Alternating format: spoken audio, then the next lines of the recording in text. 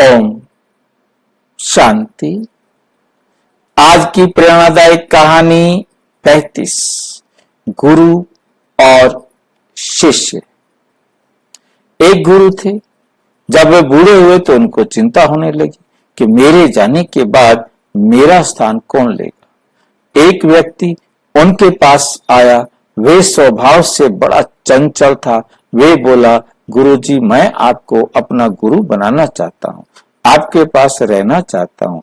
थोड़े दिन वे गुरु के आश्रम में रहता है। वो गुरु से जिद करके उनसे एक वरदान मांगता है तो गुरु उसको छड़ी देते हैं और कहते हैं कि इस छड़ी को तुम अपने पास रखना, इससे तुम्हें सब जानने को मिलेगा। वे छड़ी लेकर सबको लगाकर देखता है।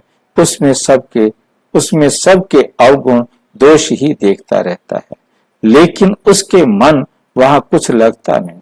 गुरु उस पर बहुत शिक्षा व सावधानियां सिखाने में मेहनत करते हैं, लेकिन उसमें एक अवगुण था कि गुरु के आश्रम में आने वाले हर शिष्य की कमी कमजोरियां अवगुण देखता और वर्णन करता रहता था।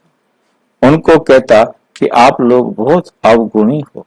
इस कारण से गुरु के दर्शन करने जो भी शिष्य आते वे उस लड़के से बहुत नाराज परेशान रहते, लेकिन रोज रोज वे ऐसे ही करता। एक दिन शिष्यों ने गुरु को उस लड़के के बारे में बताया। गुरु ने उनको बहुत समझाया, वो नहीं माना। फिर गुरु ने कहा कि तुम मेरी शिक्षा के लायक नहीं हो, अतः तुम यहाँ से चले जाओ।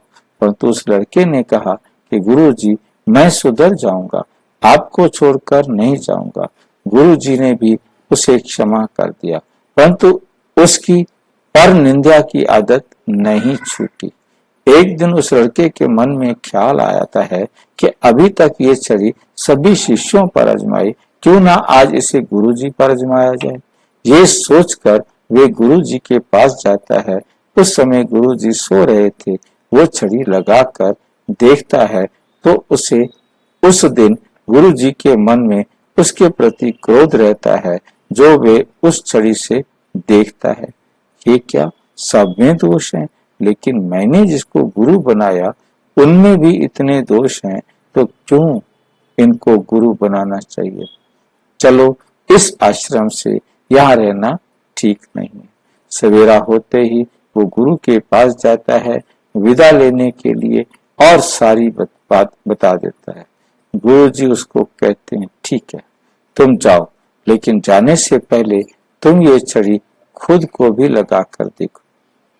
वे छड़ी खुद के पास लाता है तो देखता है कि ये छड़ी पूरी ही अवगुण बुराई से भर जाती है, तो उसके खुद के ऊपर शर्म आती है और कहता है कि आप में तो एक दो दोष हैं, लेकिन मैं तो अभी भी अवगुणों से पूरा भरा हुआ हूँ।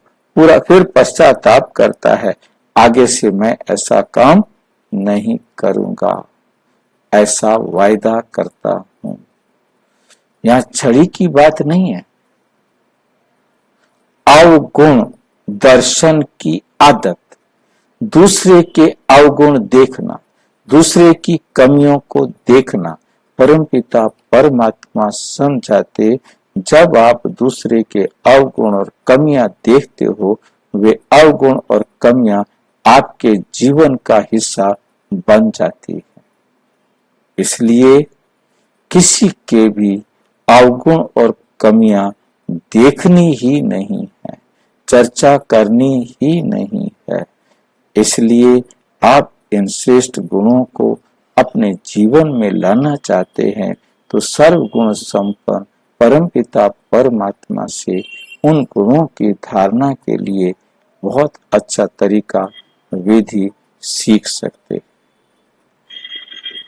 उसके लिए अपने समीप के किसी भी प्रजापिता ब्रह्मा कुमारी ईश्वरीय विश्वविद्यालय के किसी भी सेवा केंद्र पर संपर्क करें, और यदि कोई प्रश्न हो तो 9213106986 पर केवल टेलीग्राम करें, 9650692270 पर केवल व्हाट्सएप करें। हो नहीं। ओम शांति।